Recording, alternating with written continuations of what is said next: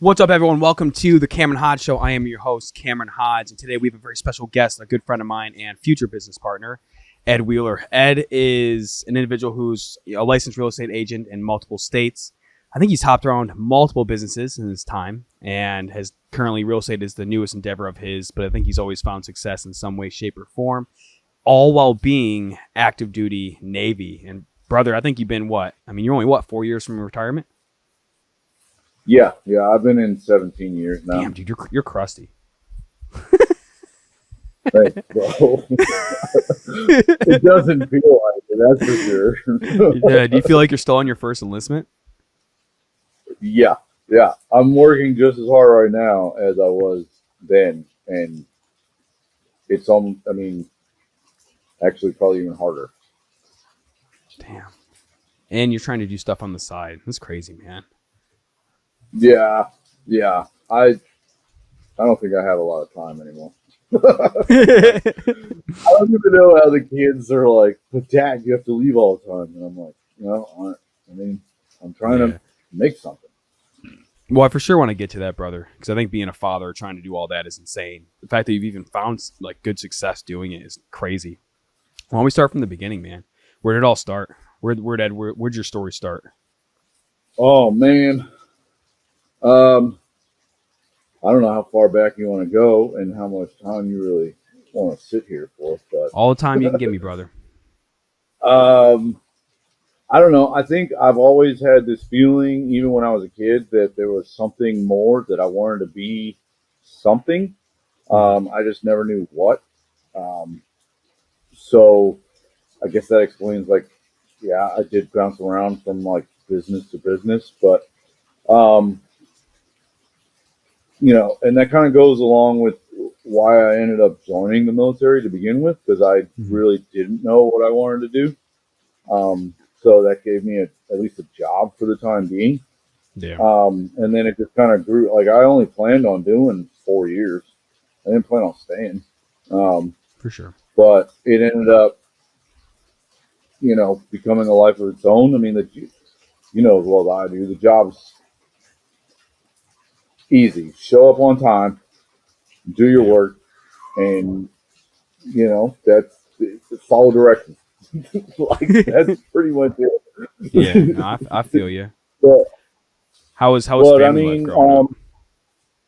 To join the military isn't a small feat in itself. Like, I think there's always a catalyst that drives you. Now, it's not just, I think only like 1% join for a job. I think most of us probably join with some kind of catalyst. Yeah, so I guess you could take it back a little bit further. I grew up, so from birth to 5, I grew up in the foster care system. Yeah. Both my parents were mentally challenged, so Okay. they couldn't take care of me and my sister. So then once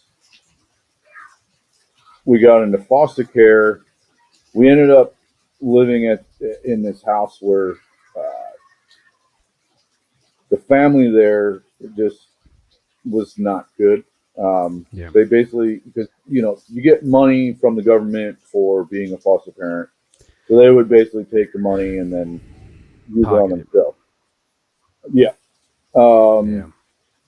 So when finally the agent that was in charge of me and the social agent, she got us out of there, got us into my parents' house that we got adopted by.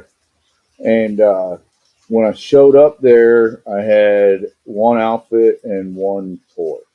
That was it. We had gotten beaten a whole bunch and stuff too, so it just wasn't a good situation. And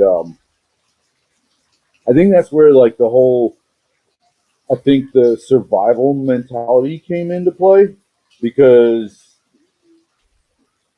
going for that many years, especially as a kid, and like you're just surviving based on yourself. And for me, my sister, I think that's where it gave me this like I can never quit type of attitude.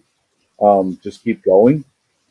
Um, but anyway, so from there, it got a lot better. Like I Yeah. got adopted, and I think that's really the only reason why I'm okay now. Because Yeah. otherwise, I don't know where I'd be. I'd probably be in jail or something. Because Yeah. I mean, when I turned 18, I almost went to jail. So, Yeah. so yeah. I mean, I did grow so I do have ADHD, so I grew up with that, and that made things a lot more difficult, challenging as far as like focusing on things. And then I think that also plays a part in not really knowing what the heck I really wanted to do with my life. Yeah. Um, but I got into computers. I built my first one when I was 13 from spare parts my dad brought home from school. And from there, it kind of took off and made a life of its own. And Hmm. I wanted to go to college for computer security, which this is, you know, shoot, almost 20 years ago now. Like right when computer security was just being big or Yep. getting, like just starting. Um, but then I got in trouble and I almost went to jail. So I did not go to college, and I went to Job Corps instead, and that's where I picked up some decent skills, plumbing, landscaping, that sort of thing. And then I got into computers again and did some fiber optics training and stuff like that. Um, but I really didn't know what I wanted to do. And I thought maybe I should go back to school, or maybe I should go to school. And the only way to do that, because I had no money, was join the military and they give you free education. So Yeah. that was the other kind of side of it. So my buddy convinced me to join. I didn't tell my parents, and I signed up. And then I told my mom, and she instantly started crying, talking about, "Oh, but you're gonna go over there and you're gonna get killed." And I'm like, "Mom, I joined the Navy. Like, Yeah. I'm gonna push buttons and I'm gonna be on the water. I don't. I'm hoping that doesn't happen, but I mean, I Right. don't think that's gonna happen." So, For sure, man. uh, Yeah. you know, I don't know. From there, I just kind of lived for a while, but there's always been this nagging feeling like I need to do something else. Yeah. And I feel that. I got to make it somehow. This isn't making it. Yeah. Like I was living paycheck to paycheck. Um, so I ended up going through the ranks. I made it up to E6. I got busted down from E6, did back to E5. I was a bad boy. Um, and at that point, I think is when it Took hold. really sunk in that I really had to do something, because at Yeah. that point I did have a family and I lost money. So Right. I wanted to that's when I stop started you to do everything. right there for Yeah. sure, man. Going back to foster care, if there was someone watching this right now who's going through that system, what's a piece of advice you could give them? Oh You know, man. if there's one thing that you think would have helped you get through it, or one thing that is something like a beacon of light. Because I think we've all seen the shitty system. I've heard stories. Obviously, I'm not a Yeah. part of that, but It's tough because I think there's so many kids in there that don't get afforded the opportunity to, mhm. you know, get out. I mean, the statistics show that the kids that go through foster care, by the time they reach 13, they're they're pretty much not going to get adopted. And so at that Got it. point, once you get that far, you're probably going to 18, and at 18, you're on your own. Right. So at, I think the statistics say something along the lines of like 75% of the kids that go through foster care, if they reach the age of 18, by the time they reach 25, they're either dead or in jail. And it's sad because these guys they have no stability, you know? So I think the best advice that I could give is really like, it's going to sound real cliche, but like, don't let the foster care system define who you are. Yeah. Try to latch on to somebody that does give you that stability. And I know it's like sometimes that's really hard because if you're in the foster care system, you end up moving around, and there's a lot of times where kids, they have abandonment issues because they don't have that stability, and they think it's their fault that nobody loves them and all that stuff. But if you can find somebody that gives you that stability and can sort of mentor you, latch on and like just don't let go. Who's that for you? When I was going through it, it was my sister. That's She awesome. was she older or she younger? was like my mom. Yeah, she's older. Okay. How much older? Yeah, 3 years. So It's awesome. what's crazy is when we were first adopted, we didn't act like brother and sister. She was more like my mom than my sister. Mm-hmm. So we didn't argue. We didn't do any of that stuff. She basically just, if I wanted some food or whatever, she got it for me. And then give it about 2-3 years after we got adopted, we were arguing like cats and dogs. So it went back to being brother and sister again. Well, I imagine that's a good thing, though. I think her being stuck in that role, it's crazy how women like just naturally are like they're always like they're meant to be a mom and to care and provide like that. It's awesome. I mean, it's awesome, man. I mean, it's great that she was there for you. It's also I've heard horror stories of like siblings getting separated in the foster care system and stuff like that too. I have too, and I'm really thankful that like we were put together. Yeah. Love it, man. Well, fast forwarding back to the future, kind of that's what your catalyst of making it through and going to the military. How old were you when you had your first child? Oh man, 30. Was this before you got knocked down or after? Before. Before. Okay. So what ended up happening is she was my girlfriend at the time, but I had put in for orders to Hawaii. Mm-hmm. Didn't think I was going to get them, and so the results for the orders came out. They finally came out, and that day I went home for lunch. I said, "Hey, we're going to Hawaii." She said, "Hey, I'm pregnant," and I said, "Oh my gosh!" So, so like happy, sad, no, nervous. Right. All the emotions mixed together, and I went back to work, and my senior chief's like, "Well, then you have to marry this girl, or you're going to go on unaccompanied orders." So I was like, "Oh, okay." So yes, sir, ready to go. Yeah. Where's the nearest courthouse, chief? That way. All right. 2 months later, it was, or actually only like maybe just like a few weeks later. I don't even remember. I mean, I know the date, but we got married, and then like the July after that, I had my son, and then that December we moved to Hawaii. So yeah, my son was like 6 months old.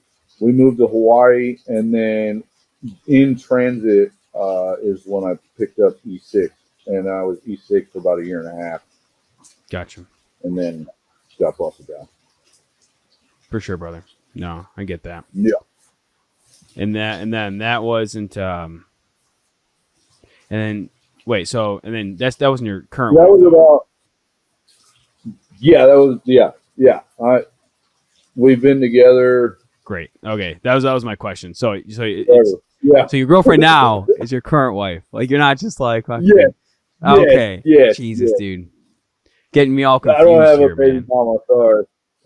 No, you're good. You're good, dude. You know what's fucking funny is the fact that like my marriage. I'm 7 years this year. Courthouse wedding, right before deployment. Yeah. And all the Yeah. freaking guys who spent all this money on their weddings while in the military, most of them are divorced. Right. But the courthouse weddings, dude, they're holding strong. Yeah, we got married at a chapel on base, man, because it was free. I was in the back of my high school in the nature trail because I knew the judge in the town where I grew up, and we. I still owe my wife a great wedding, by the way. We got one of these years. We're gonna renew our vows. It's got to happen. Yeah, that's what I said too. And here we are. I know. Here we are, multiple kids later. Man, we're just a bunch of. Jesus. I keep telling her we're gonna go on a honeymoon. Still hasn't happened yet.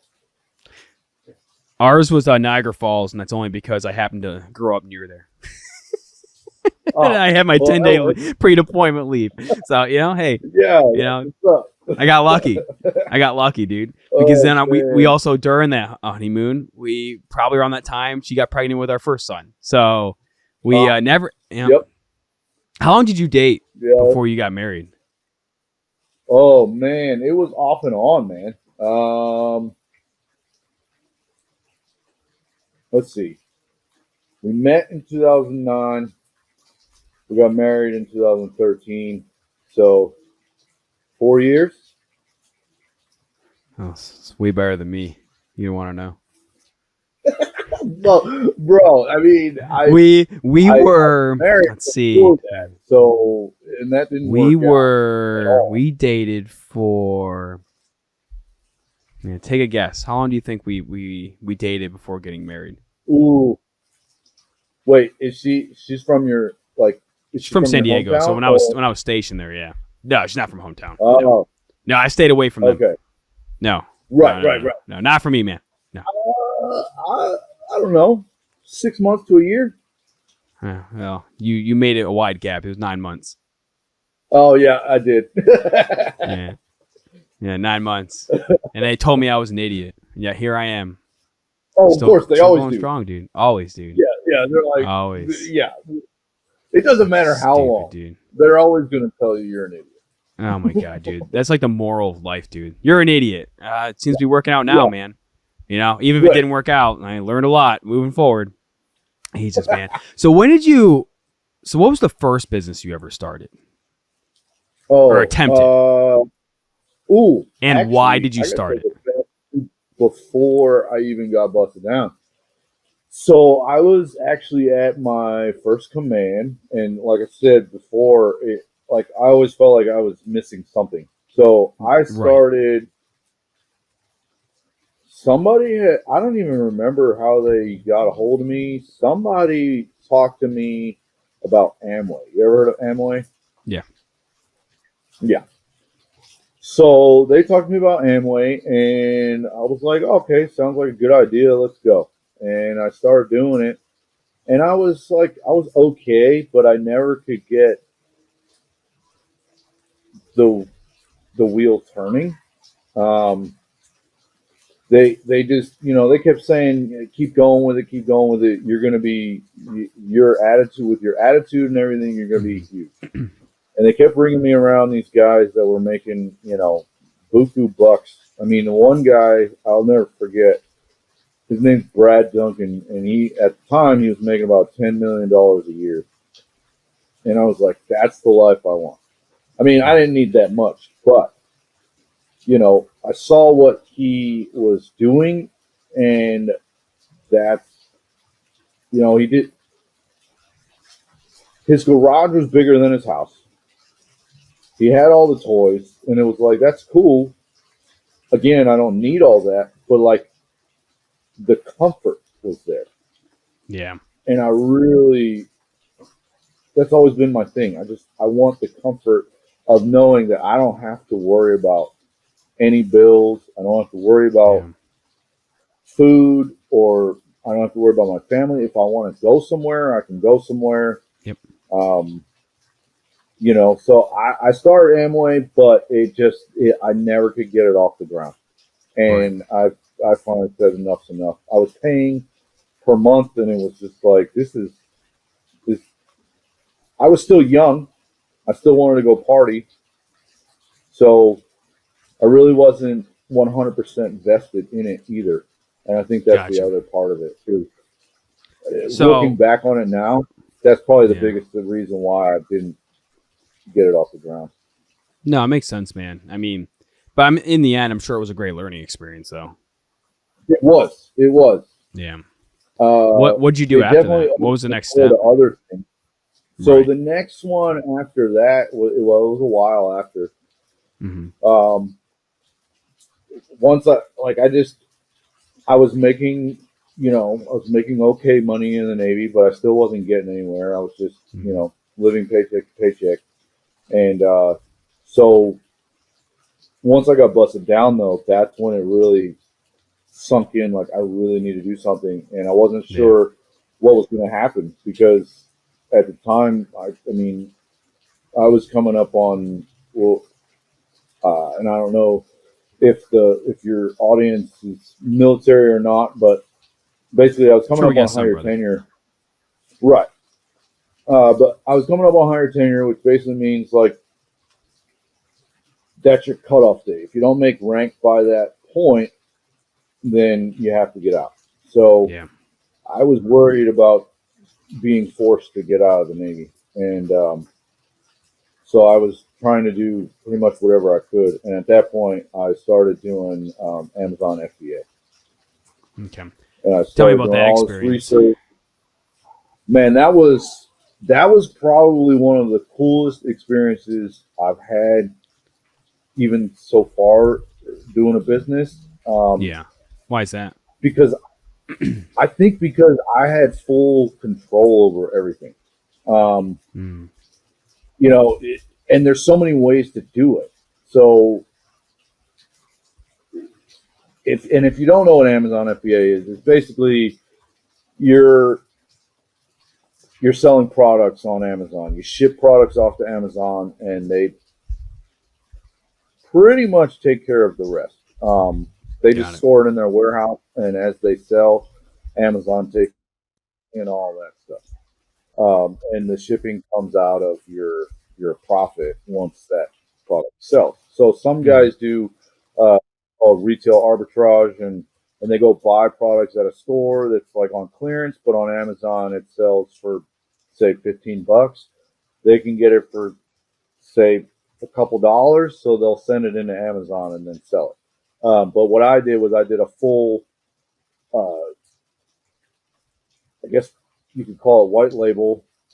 It's basically I came up with I researched the product, came up with the packaging, sent it off to a supplier. The supplier I found in China, and then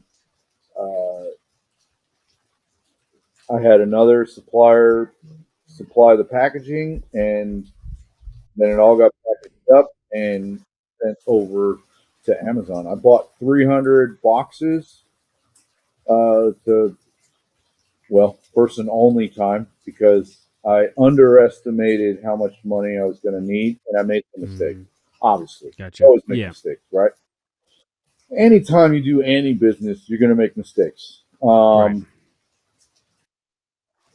If I could do it all over again, obviously I probably wouldn't make those mistakes. But even if I did, I would just make sure that I had a little bit more money, because I started with Yeah. about $4,000. If I had doubled that, I don't know if I'd ever have gotten into real estate.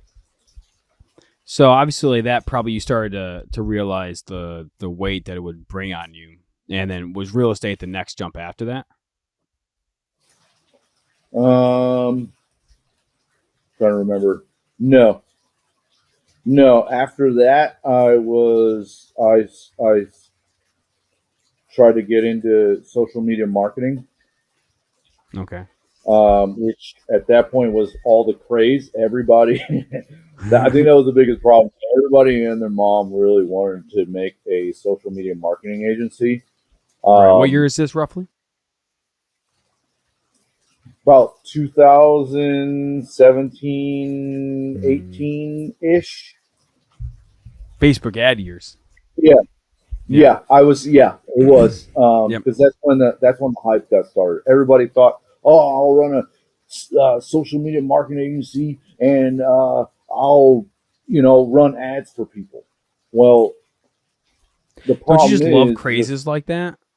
Like, yeah. Well, and that's the thing. Like, if everybody's doing it, it's not going to work. You know what I I feel mean? that's like most things. And now you Eventually have the something that's oversaturation. yeah. Go ahead. I'm sorry. No, I feel like that's everything, dude. Like, there's always a new wave.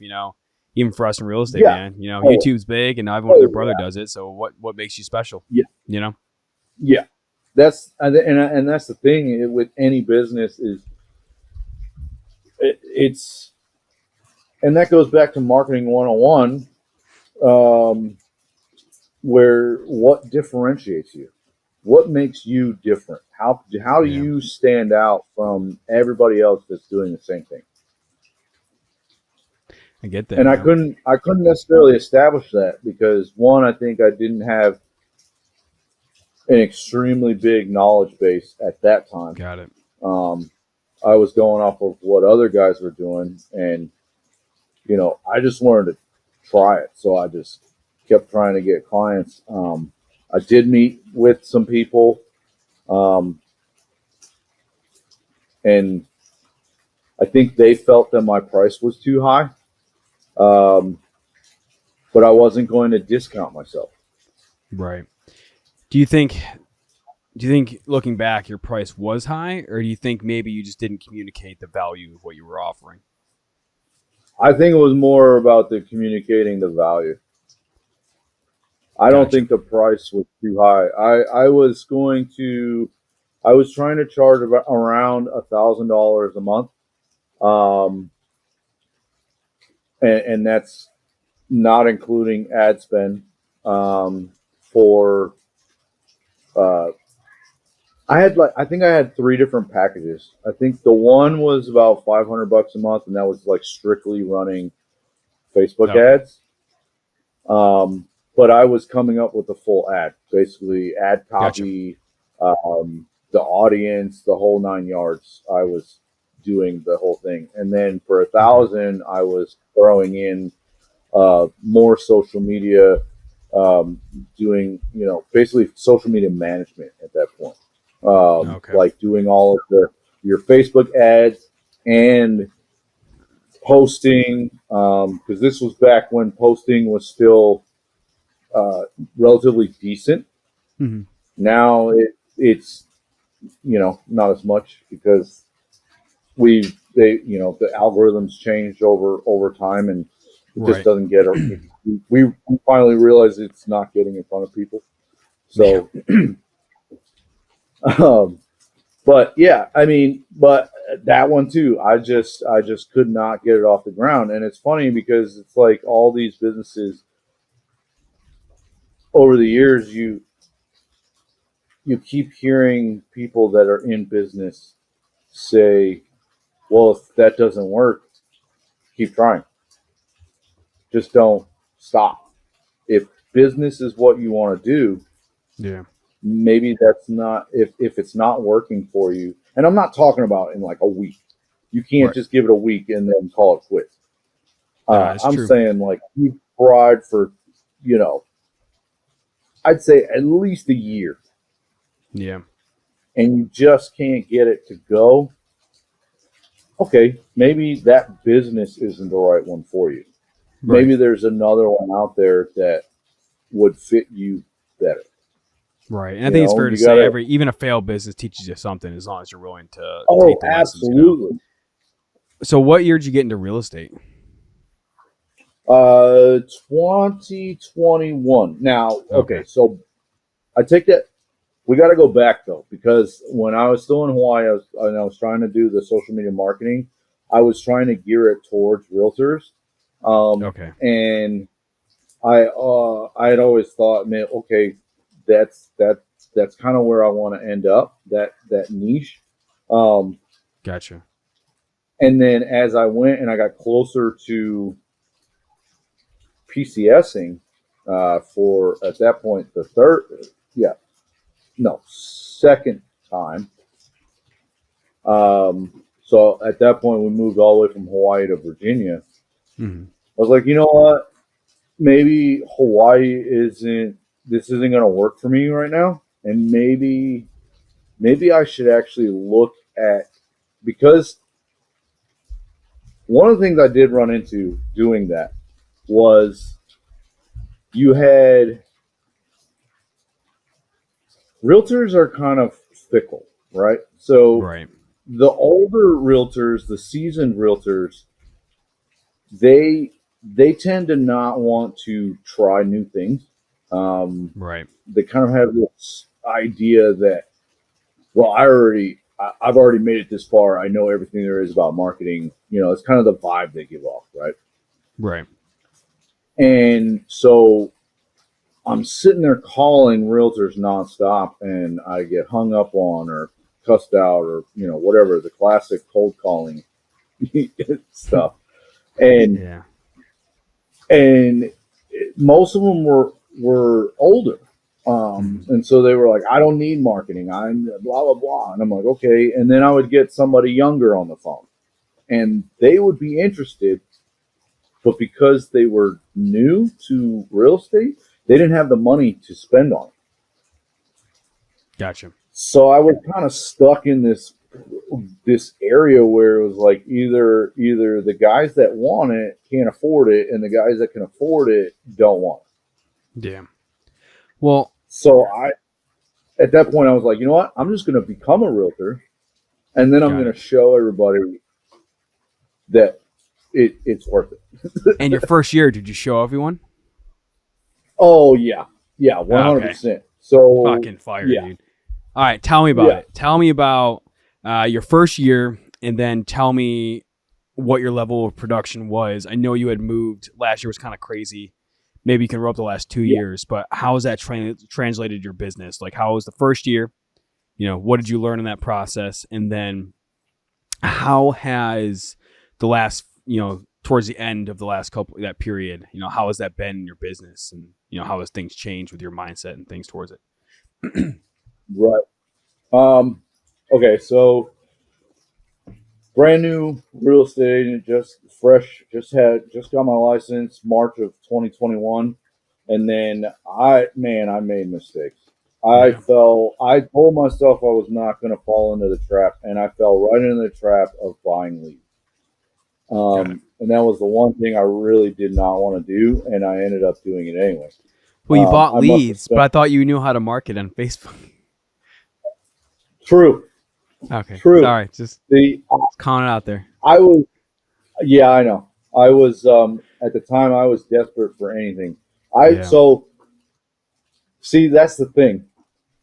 When I did market on Facebook, and I Gotcha. ran ads, and what I ended up finding was that almost everybody that answered the ad, even though I was putting listings up and everything like that, almost everybody uh, that responded wanted to rent.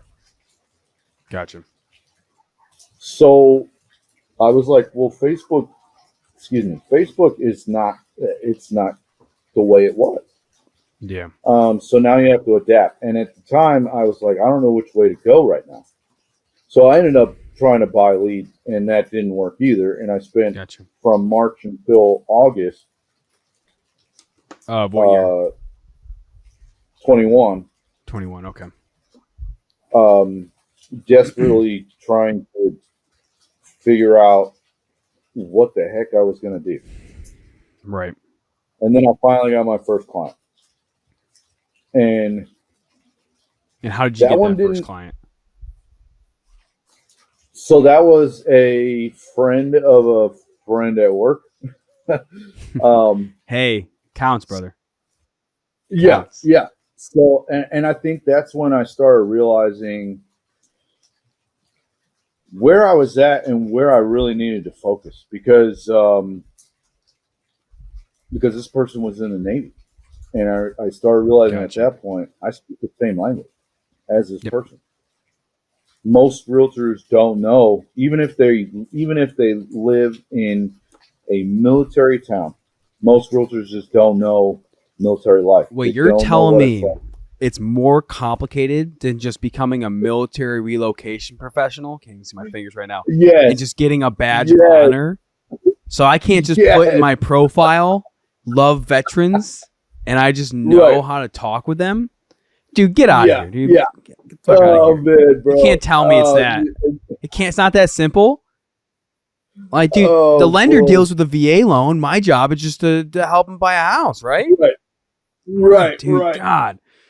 Oh gosh, dude. Jesus, man. So, and I actually even thought about getting that certification, and then I said no, because Well, dude, they charge you like a couple grand, like $1,500 for it. I'm like, for fucking what, dude? I'm like, you right, know and the it's process like and you went through it. class, and they don't. Okay, they might go over some PCSing stuff, but they're not going through like how stressful it is for the member to PCS. Right. They're not.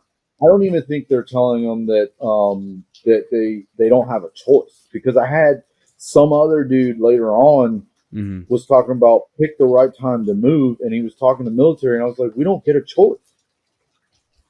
See, I really want to like go through the list of military relocation professionals, and I want to ask them.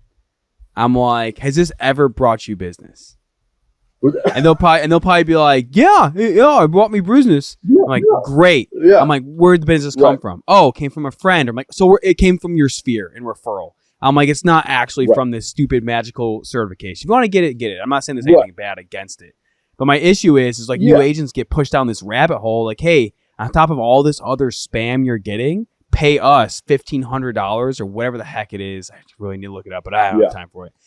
Like, to get this certification, I'm like, this is not what you need to be worrying about. But they push down these certifications, and I'm like, it's like, crazy. That whole thing, I mean, you basically put a couple letters behind your name, and that's about it. That's as far as that goes. Because, I mean, it nobody cares. The thing, so once I got my first client, I had been talking to our other friend, Ryan Strong, who will get on this podcast if he will ever answer me back again. He messages and disappears. Ryan, if you're watching this, I need you to get on this podcast, brother. Yeah, you need to get on here, man. But dude, so that guy I actually met. What's crazy is this is how it goes full circle. So I actually met him during the time that I was trying to be a marketer, do the social media marketing. Gotcha. Right? We were both doing the same thing. He ended up getting some stuff going, whereas I didn't. But I was also, I was still active duty. I was in a sea duty command. That thing is so hard to do anything when you're sea duty. I have to ask. So, you're working in the military, and I'm sure there's some veteran that's eventually going to watch this video. How do you manage? Maybe you don't, but I guess you'll clarify. How do you be active duty, try to get a business off the ground, especially a business like a real estate agent where you're not just sitting somewhere making the money. There's some physical level. But to everyone watching, we are working on building out a course this year that we are dedicated to help people who have kids and crazy lives. I promise you there's a way to work less hours but still make those six figures. I promise you. It's there. You can do it. Absolutely. We've done it. We're on that path. But how did you manage during that time to try and be a present father, husband, active duty military, and somehow still? Because I know it's not like you closed no deals. I mean, I think you did 24 deals 1 year, right? Or 14. You were close to capping. I know that. Well, no, I did end up capping. So, which isn't so for those who aren't real estate agents. Capping means when you are just a regular agent, you have to tie your license underneath a real estate broker. For us, it's eXp Realty, and the cap is $16,000. Capping means for every deal you close, eXp gets 20%. When that 20% equals $16,000, that's capping. which is great. That means you close enough real estate to pay that 20% up to that amount. And at that point, there's some awesome things you can do to get that money back in your pocket if you close just even a couple more deals Right. after that. Right. So yeah, I mean, I think because it depends on the market, right? How fast you can cap. For sure. Up in Norfolk, it was around 8 deals, if you will, 8 transactions. Because the average price up there for a home is around 250 to 300,000. So right in California, I think where I started. Yeah, I think most people end up getting condos in the beginning, not so much single family homes. Right. So I think it's anywhere from, it could be 5, it could be up to 12 if you're getting like 350 condos. Right. Just because the way the splits work and agents don't get paid 3%, we get paid 2.5% on the buy side. And, it's weird how it works out, but yeah. Whereas like if you're a luxury agent, if that's your niche in the real estate world, yeah. I mean, you could cap in like 2 transactions. Like, hey, sometimes one, dude. Sometimes it could be one. I mean, especially like those multi-million. I mean, I've seen it. Yeah. So how did you manage it all, or were there nights where you just breaking down, crying in the parking lot? I think we've all been there. I've been there. Pretty much, yeah. That definitely, that definitely was positive. I mean, especially when I was just getting started, because I have to say, at that point, my wife was like, "Look, this is it. If you can't get this to work, her thing was, I don't understand why you can't be comfortable." And I said, because this to me is not comfort. Yeah. We are living paycheck to paycheck. When are we going to pay our debt off? And she's like, with taxes. And I was like, that's not acceptable. Not normal. Yeah.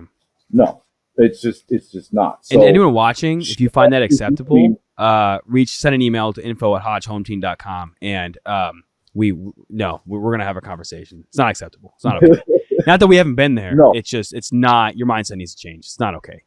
Right. And that can be a great thing, but not, Yeah, I just refused. I was like, this is not comfort, and I can't sustain. This is not sustainable. Right. Do you think that ultimatum is what caused you to finally figure it the fuck out? Yeah. I think so. Because and then of course, Ryan came in and was talking about, hey man, we're doing these things over at EXP.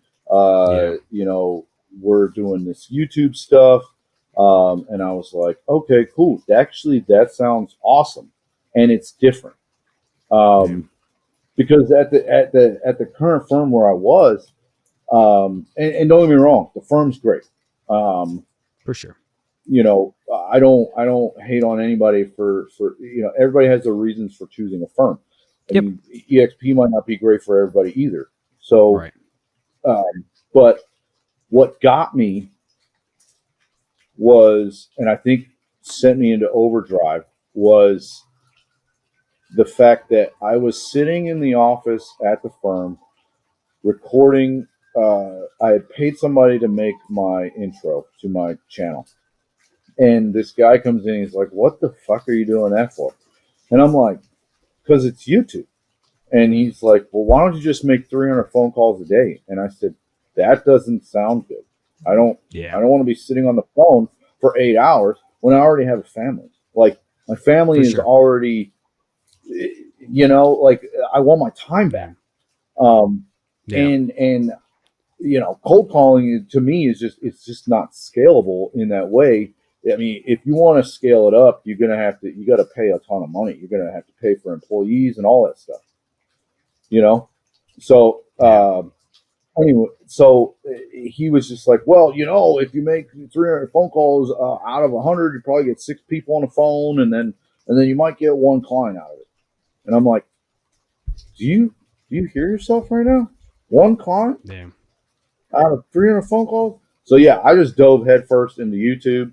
Yeah. And then it took a little bit of time, but by the end of 21, things started hitting. I ended up doing 4 deals in 1 month, and my dad was like, you might have something, because he had done real estate, and he's like, holy smoke, but you did 4 deals in 1 month. He's like, I think I did 4 deals in a year. Yeah. and that was his biggest year. And then it just went from there. So 2022 last year was my first full year as an agent, and I did 18 transactions. Love it, dude. And so I ended up capping in around May, June timeframe, and then from that point until October, it was 100% commission. Love it, dude. Love it, man. And then I guess to answer the end part of your question there, there was a point in 2022 where I had finished with my last client in my pipeline that was there. And I was like, oh man, I don't know what's going to happen. You know, I stepped on the real estate roller coaster, and then I spent like 2 weeks sitting there, still making videos and everything. And I was like, man, something's got to give. And then out of nowhere, like 2 weeks after that, 11 transactions came into the pipeline, like within 3 days. Love it, man. But now I will say that right now I'm struggling a little bit because I did end up PCSing again. Now we're down in Florida, and I'm back on sea duty. And this brings a whole nother ton of challenges because I did all that while I was on shore duty. It was easier. Well, and I think, brother, obviously, dude, I think that's, man, I know I say that, look, checking the time now, I know that we're both kind of, we're hitting that point now. But I think I definitely got to bring you back on and talk about that transitioning because I think it's a story everyone needs to hear, man. But I mean, it's crazy how we've come from to where you are now. You know, it kind of shows like you don't get beat down and you can still come out on top.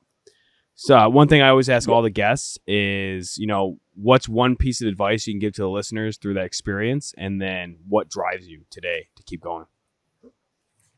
Okay. One piece of advice. I think the biggest thing is, and I think we always say it, and the problem is a lot of people just don't. I don't know if it registers or not, but just like really don't give up. If you find something that you really like that you're doing, and if you're open and be open, that's another key point. So don't give up and be open.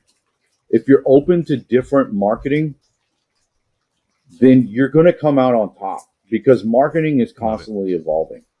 There, you have to be able to adapt with new marketing, or else you're gonna get, fall in the back.